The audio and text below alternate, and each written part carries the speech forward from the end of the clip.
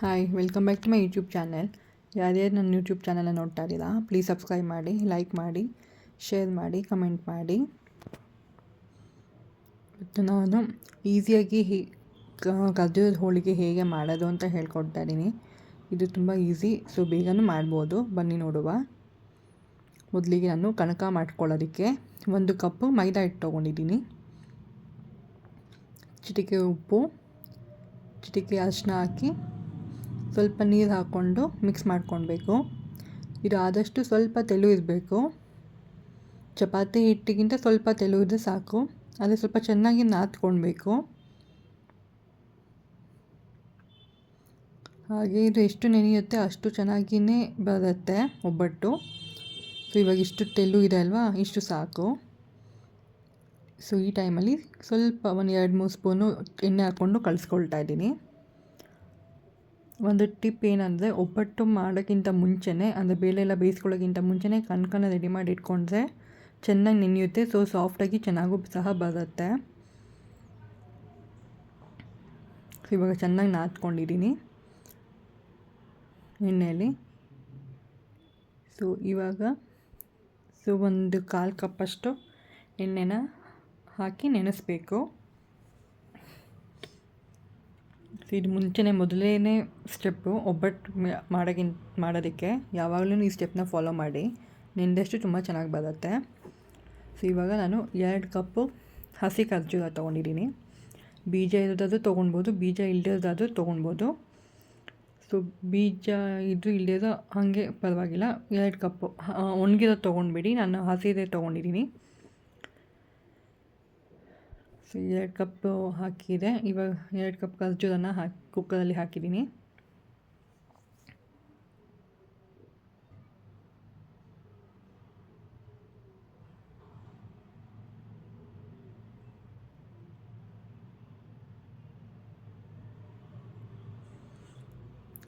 ಒಂದು ಸ್ವಲ್ಪ ನೀರು ಹಾಕಿ 4-6 ವಿಷಿಲ್ ಕೂಗಿಸ್ಕೊಳ್ಬೇಕಾಗತ್ತೆ.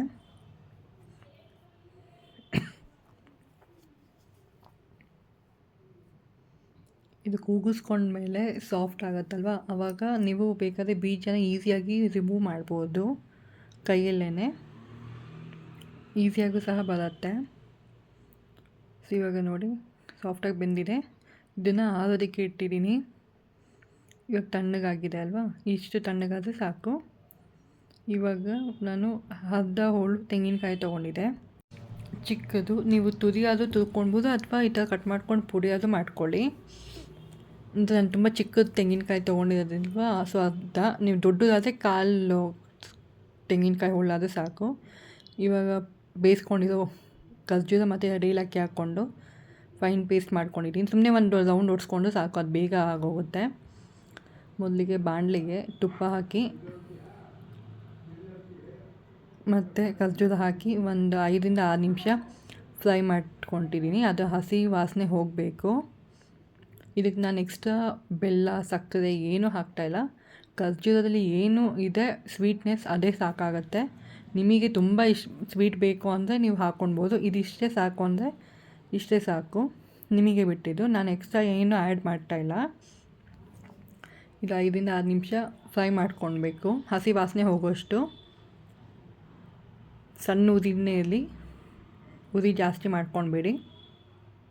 ಸ್ವಲ್ಪ ಕ್ರಷ್ ಅಂದರೆ ಪೇಸ್ಟ್ ಆಗಿಲ್ಲ ಅಂದರೂ ಪರವಾಗಿಲ್ಲ, ಪ್ರಾಬ್ಲಮ್ ಇಲ್ಲ.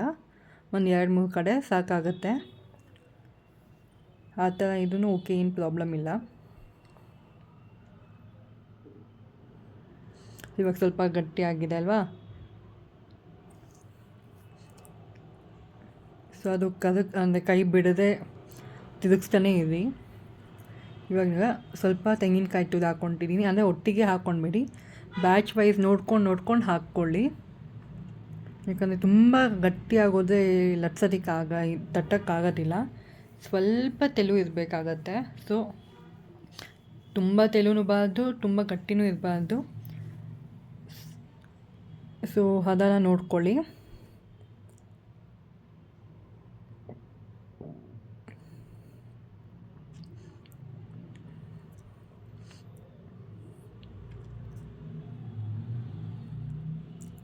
ಸೊ ಇವಾಗ ಇನ್ನು ಸ್ವಲ್ಪ ತೆಂಗಿನಕಾಯಿ ತುರಿನ ಹಾಕ್ತಿದೆ. ಸ್ವಲ್ಪನೇ ಹಾಕ್ಕೊಂಡು ಮಿಕ್ಸ್ ಮಾಡ್ಕೊತಾ ಇರಬೇಕು.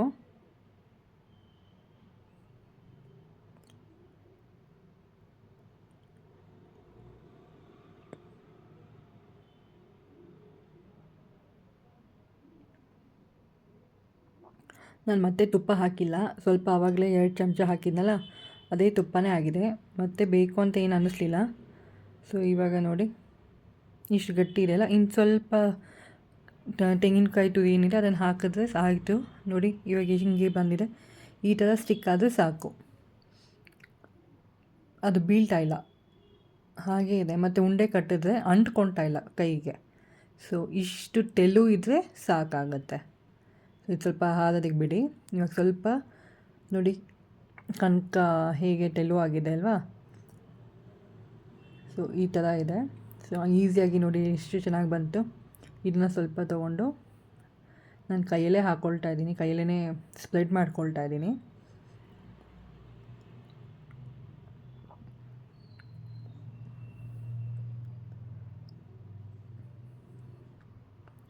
ನೀವು ಕನಕ ಸ್ವಲ್ಪ ದೊಡ್ಡದು ಜಾಸ್ತಿ ತೊಗೊಂಡ್ರೆ ಹೂರಣ ಸ್ವಲ್ಪ ಕಮ್ಮಿ ತೊಗೊಳ್ಬೇಕು ಇದಕ್ಕೆ. ಸೊ ಇವಾಗ ಸೈಡಲ್ಲೆಲ್ಲ ಲಾಕ್ ಮಾಡ್ಕೊಳ್ಳಿ.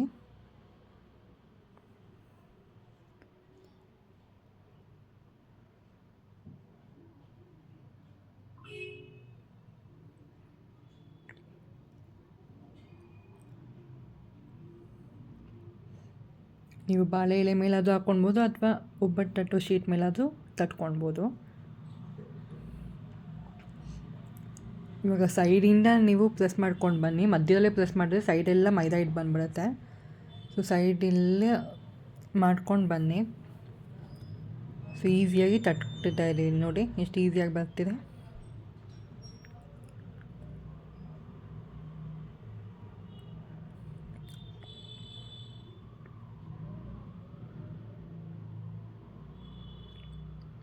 ನಿಮಗೆ ಎಷ್ಟು ತೆಳುವು ಬೇಕೋ ಅಷ್ಟು ತೆಳುವಾಗಿ ತಟ್ಕೊಳ್ಬೋದು.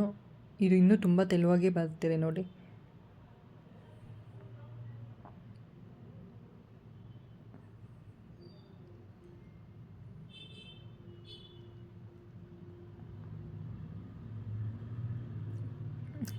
ಕಾದಿರೋ ಹೆಂಚು ಮೇಲೆ ಹಾಕಿ 1-2 ನಿಮಿಷ ಆಗಿದ್ಮೇಲೆ ಅದು ಈಸಿಯಾಗಿ ಆಮೇಲೆ ತೆಕ್ಕೊಳ್ಬೋದು.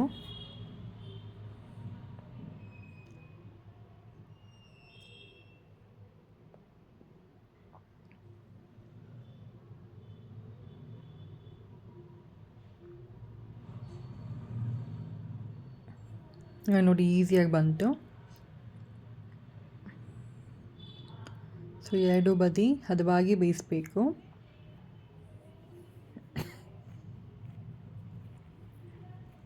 ನಾನಿಲ್ಲಿ 2 ಕಪ್ ಕಲ್ಚೂರ ತೊಗೊಂಡಿದ್ದೀನಲ್ವಾ, 2 ಕಪ್ ಕಲ್ಚೂರ ಚಿಕ್ಕದು, ಅರ್ಧ ಹೋಳು ತೆಂಗಿನಕಾಯಿ ತುರಿ. ಸೊ ನಾನು ಒಂದು 10-12 ಒಬ್ಬಟ್ಟು ಮಾಡಿದೆ ತೆಳುವಾಗಿಯೇ.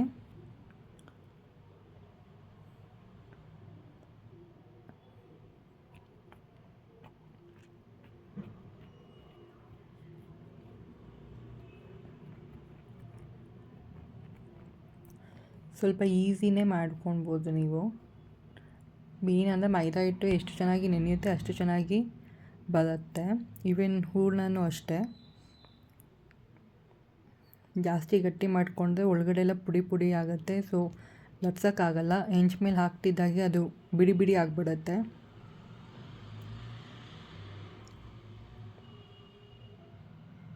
ನಿಮಗೆ ಮೈದಾ ಬೇಡ ಅಂದ್ರೂ ಚಿರೋಟಿ ರವೆಯಿಂದನೇ ಕನಕ ಮಾಡ್ಕೊಳ್ಬೋದು.